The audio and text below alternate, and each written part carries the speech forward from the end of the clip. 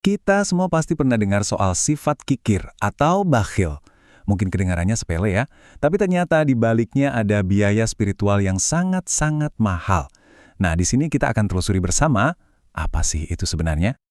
Oke, kita mulai dengan pertanyaan yang sedikit provokatif ini. Gimana kalau kikir itu ternyata sama sekali bukan soal uang, tapi soal kondisi jiwa kita? Pertanyaan ini nih yang bakal jadi kompas kita sepanjang pembahasan ini. Biar lebih jelas, kita akan membedahnya lewat 5 bagian. Kita akan mulai dari mendefinisikan kikir sebagai penyakit hati, lalu kita cari akarnya, kita lihat apa konsekuensinya, kemudian kita belajar gimana meniti jalan tengah kedermawanan, dan terakhir, tentu saja gimana caranya kita bisa bertransformasi. Oke, kita masuk bagian pertama, penyakit hati. Di sini, kita akan coba mendefinisikan ulang apa itu kikir. Jadi, bakhil itu pada dasarnya adalah sebuah penyakit hati. Nah, akarnya itu dari delusi. Ilusi kalau apapun yang kita punya, harta, jabatan, keahlian, adalah milik kita sepenuhnya. Padahal kebenarannya adalah semua itu cuma titipan. Dan ini poin yang paling penting. Tolong diingat baik-baik. Masalahnya bukan di dompet, tapi di jiwa. Ini adalah pergeseran cara pandang yang fundamental banget untuk bisa memahami sisanya.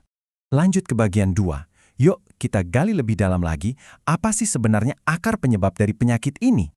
Nah, ada istilah kunci di sini, nafsu rasa aku. Inilah yang disebut ego kepemilikan. Sebuah ilusi yang udah mendarah daging, yang bikin kita percaya kalau semua yang kita miliki itu mutlak punyaku.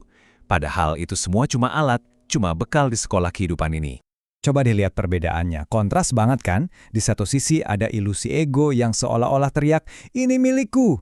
Di sisi lain ada kebenaran spiritual yang dengan tenang mengingatkan kita, ini cuma titipan, sebuah alat untuk perjalanan kita. Terus gimana caranya ego ini mempertahankan cengkeramannya? Sumbernya bilang, nafsu itu menakut-nakutimu dengan kemiskinan supaya kamu tetap kikir. Jadi ternyata bahan bakarnya adalah rasa takut. Takut kekurangan, takut besok gimana, yang akhirnya membuat kita menggenggam semuanya erat-erat. Bagian 3, utang spiritual. Nah, sekarang kita bahas konsekuensinya. Ini bagian yang cukup serius, jadi mohon disimak ya. Konsepnya sederhana, tapi dampaknya luar biasa. Setiap sumber daya, dan ini bukan cuma uang loh, tapi juga waktu, tenaga, bahkan napas, yang kita gunakan dengan landasan ego kepemilikan, itu semua akan dihitung sebagai utang. Utang sumber daya. Siklusnya jadi begini. Pertama, kita menimbun karena takut. Kedua, utang spiritual ini mulai numpuk, sedikit demi sedikit.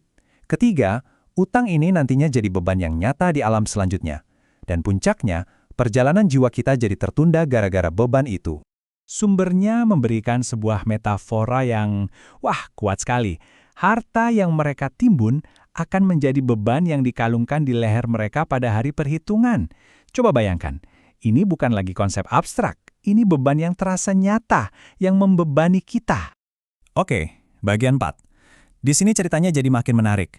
Ternyata, jalannya itu nggak sesederhana jadi orang baik versus jadi orang jahat. Jalur yang benar itu diibaratkan seperti berjalan di atas seutas tali yang sangat tipis dan lurus yang kita kenal sebagai Shirotol Mustaqim. Artinya, perlu keseimbangan yang luar biasa untuk bisa tetap berada di atasnya. Dan kita bisa jatuh dari tali ini ke dua arah. Kalau terlalu miring ke kanan, kita jatuh ke jurang kekikiran karena nafsu rasa aku. Tapi hati-hati, terlalu miring ke kiri pun sama bahayanya.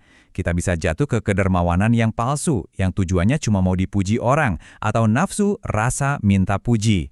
Jadi, poin krusialnya adalah niat. Kedermawanan yang sejati itu butuh niat yang murni.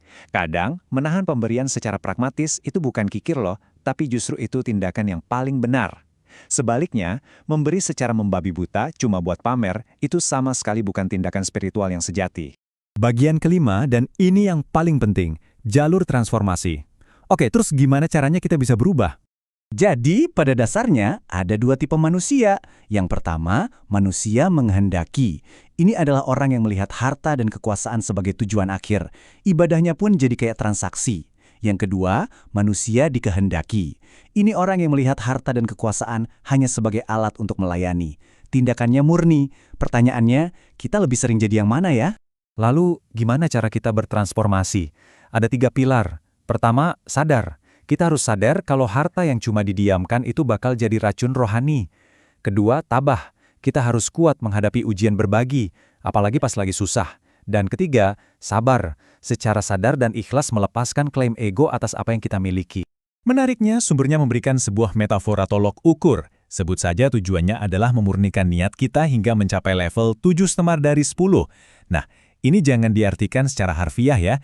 Ini lebih ke sebuah penekanan bahwa kualitas niat di dalam hati kita itu jauh lebih penting daripada jumlah yang kita berikan secara fisik.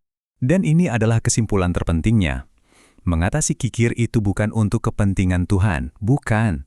Itu untuk kepentingan diri kita sendiri, agar kita terhindar dari penderitaan. Jadi pada akhirnya, ini adalah bentuk welas asih pada diri kita sendiri. Jadi saya akan tinggalkan Anda dengan satu pertanyaan untuk kita renungkan bersama. Apakah harta yang kita miliki selama ini sudah menjadi alat untuk perjalanan kita, atau justru menjadi beban yang menahan langkah kita?